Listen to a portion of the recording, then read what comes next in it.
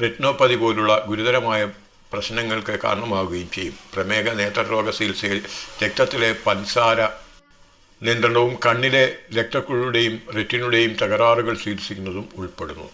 Macular degeneration ചികിത്സ. Macular degeneration എന്ന കേന്ദ്ര കാഴ്ചയെ ബാധിക്കുന്ന ഒരു കണ്ണിലെ അവസ്ഥയാണ്. ഇത് വായിക്കാനും മുഖങ്ങൾ തിരിച്ചറിയാനും ബുദ്ധിമുട്ടുണ്ടാകും.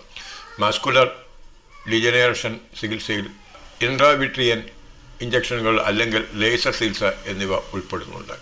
അരവിന്ദ് ഹൈ ഹോസ്പിറ്റലിൽ മുതിർന്നവർക്ക് മറ്റു പല നേത്ര ചികിത്സകളും നൽകുന്നു.